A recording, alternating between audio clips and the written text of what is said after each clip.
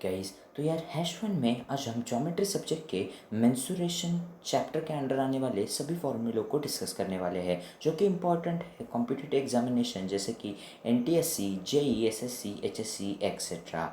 तो यार इस वीडियो को आखिर तक ज़रूर से देखना है। मेरा नाम है आर्यराज, आप देख रहे हैं एजुकेशनल नॉर्जो। तो चलिए शुरू करते हैं। तो गाइस यहाँ पे अपने पास पहला जो फिगर आता है उसके फॉर्मूले हम देखने वाले हैं वो है पैरेललोपाइप, जिसका साधारण भाषा में उसे कहा जाता है क्यूबॉइड। तो इसका टोटल सरफेस एरिया का फॉर्मूला है 2 into length into breadth plus breadth into height plus height into length. अब यहाँ पे 2 जो ब्रैकेट के बाहर दे रखा है, आपको ये पता ही होगा, ब्रैकेट के अंदर का पहले सॉल्व करना है और फिर बाहर मल्टीप्लाई करना है। ये मैं एक ही बार बता रहा हूँ, जहाँ पे ब्रैकेट है यहाँ पे वैसा ही करना होता है। अब देखते हैं lateral surface area is equal to 2 into length plus breadth into height. Volume का है length into breadth into height. अब यहाँ पे आप देख सकते हैं इस फिगर में कि ये जो है ये हाइट है, ये है जो विड्थ है। विड्थ विड्थ मतलब क्या, जो है ब्रेड्थ है आपकी, समझ गए, ब्रेड्थ। ये है आपकी लेंथ। और वर्टाइसेस और फेसेस तो आपको पता ही होंगे। तो गाइज हम बढ़ते हैं अब नेक्स्ट फिगर की ओर। नेक्स्ट फिगर है जो है क्यूब। यहाँ पे क्यूब के एजेस है, फेसेस आपको दिखाई गए हैं, वर्टेक्स दिखाई गए हैं। और यहाँ पे ऑल जो एजेस है वो इक्वल होती है, इसलिए यहाँ पे एल माना जाता है। और गाइज इसके हिसाब से ही फॉर्मूले बनते हैं। तो total surface area is equal to 6 into L square, lateral surface area is equal to 4 into L square and volume is equals to L cube. तो होप करता हूँ ये आपको समझ आया हो। मुश्किल तो कुछ नहीं है और रटना नहीं है, समझ लेना है। नेक्स्ट जो फिगर आती है हमारे पास वो है सिलेंडर। तो सिलेंडर को ज़्यादा से ज़्यादा लोग समझ नहीं पाते और फॉर्मूले वहाँ पे ज़्यादातर रॉन्ग होते हैं। अब देखो यहाँ पे ये जो है वो बेस है, बेस, ये बेस भी माना जाता है और ऊपर का भी बेस ही कह सकते हैं हम लोग। इसे R1 या फिर कुछ भी कह सकते हैं आप लोग, R कह सकते हैं, इसे भी R कह सकते हैं। इसे मेनली हाइट कहा जाता है। यहाँ पे R और हाइट का रोल ज़्यादा होता है, ज़्यादा कुछ यहाँ पे माना नहीं जाता है। तो curve surface area is equals to 2πr/h, total surface area is equals to 2πr into r plus H and volume is equals to πr²h। तो ठीक है, ऐसा है। मैंने आपको यहाँ पे हाइट कौन सी है बता दी है, जो कि है ये, फिर ये रेडियस ये है। तो इस तरह से इसको अंडरस्टैंड करना है, रटना बिल्कुल नहीं है, मैं बार बार बोल रहा हूँ।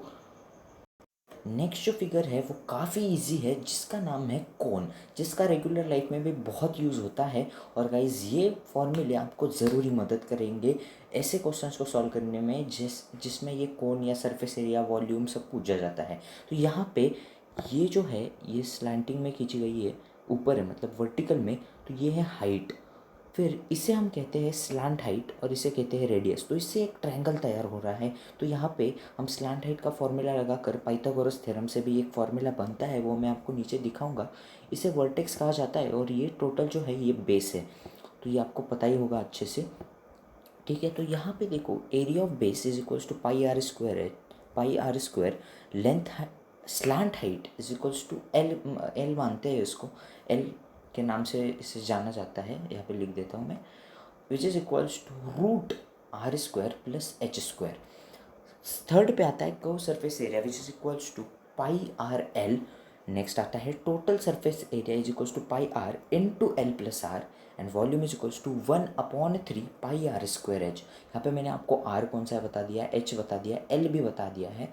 पाई की वैल्यू आपको पता होगी 22/7 या फिर 3.14 बेसिकली कहा जाता है, लेकिन वो बहुत बड़ी वैल्यू है, ठीक है। नेक्स्ट जो हमारे पास है वो बहुत ही इम्पॉर्टेंट है और इस पे क्वेश्चन ज़्यादा पूछे जाते हैं और यहाँ पे सॉल्व भी होते हैं और मार्क यहाँ पे फ्री के होते हैं। नेक्स्ट फिगर जो है वो स्पीयर है।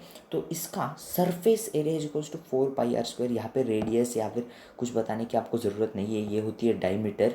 और यहाँ पे ये इसका जो हाफ होता है, ये जो हाफ होता है इसका, वो रेडियस होता है, ये आपको पता है, ठीक है। तो सरफेस एरिया यहाँ पे क्या है, which is equals to 4πr² and volume is equals to 4/3 πr³।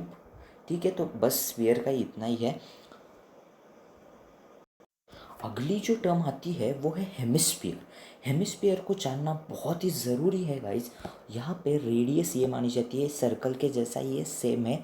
Curve surface area आपको दिया गया है, मतलब ये वाला सरफेस एरिया, और टोटल मतलब टोटल का, फिर और वॉल्यूम आपको दिया गया है। यहाँ पे आर का रोल बहुत इंपॉर्टेंट है, यहाँ पे आर आपको दिख रहा है, वो आपको समझ आ रहा है, ऐसा होप करता हूँ मैं। ठीक है, तो curve surface area equal to 2πr², total surface area equal to 3πr², and volume is equal to 2/3πr³। ठीक है, तो बहुत सिंपल से है।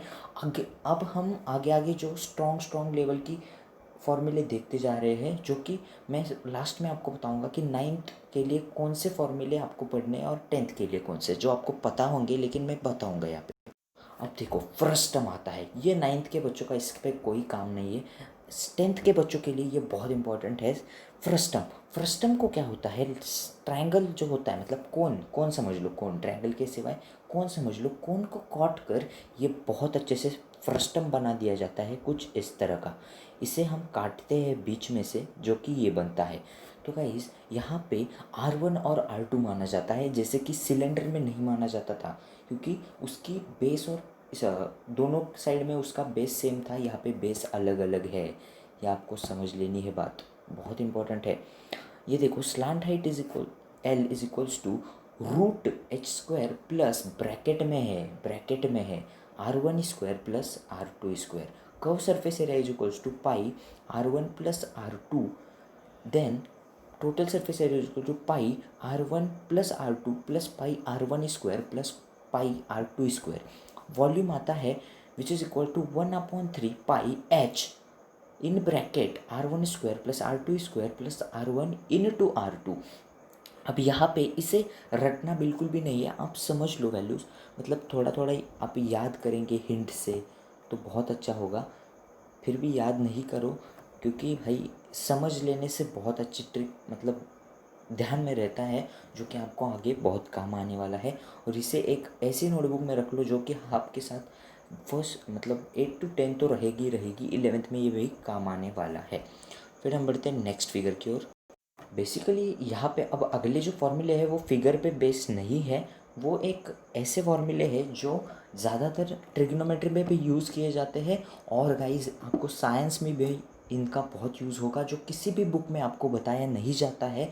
और गाइज आपके लिए गुड न्यूज़ है कि मैं ये जो पीपीटी बनाई है मैंने, वो आपको डिस्क्रिप्शन में मिल जाएगी, वहाँ पे जाके आप उसे डाउनलोड कर लिएगा और उसे सेव करके रखिए, या फिर यहाँ पे स्क्रीनशॉट भी ले सकते हैं, बहुत सारे पर्याय। अब देखो भाई, एरिया ऑफ सेक्टर आपको पता होगा अच्छे से। Area of sector A is equal to θ/360 into πr²h, R H नहीं है, πr²। Length of an arc मतलब क्या, ये बता देता हूँ, ये आपको ज़्यादातर बच्चों को नहीं। ये जो आर्क जो कटती है सर्कल में से, इसे लेंथ ऑफ आर्क कहा जाता है। और इसका ये फॉर्मूला है ये निकालने का, सपोज़ आपको ऐसा कुछ दिया हो तो ये लेंथ ऑफ आर्क मानी जाती है, जो कि बहुत इम्पॉर्टेंट है। ठीक है, तो यहाँ पे length of arc is equals to L माना जाता है उसको, और एरिया ऑफ सेक्टर को ए से डिनोट किया जाता है, which length of arc L is equals to θ/360 into 2πr। Theta क्या डालना है आपको, थीटा यहाँ पे जो एंगल बनेगा वो आपको थीटा डालना है, यहाँ पे भी एरिया ऑफ सेक्टर में भी जो एंगल बनेगा वही आपको डालना है। एरिया ऑफ सेक्टर और एक फॉर्मूला बनता है, जिसमें आप मैंने ये मतलब ये बहुत सर्च किया है इस पर, और ये आपके लिए फॉर्मूला मैंने ढूंढ निकाला है। एरिया ऑफ सेक्टर जो है, अगर आपको लेंथ ऑफ आर्क दी जाए तो आप आराम से एरिया ऑफ सेक्टर निकाल सकते हैं, या फिर एरिया ऑफ सेक्टर दिया हो तो आप लोग आराम से लेंथ ऑफ आर्क आराम से निकाल सकते हैं। इसलिए ये फॉर्मूला बना है, वो है which is equal to length of arc into radius upon 2। अब आगे वाला जो फॉर्मूला है वो बहुत इम्पॉर्टेंट है, एरिया ऑफ द सेगमेंट, जो कि बहुत लोगों को लर्न नहीं होता होगा, लेकिन ये लर्न करना काफ़ी ज़रूरी है और ये इम्पॉर्टेंट माना जाता है।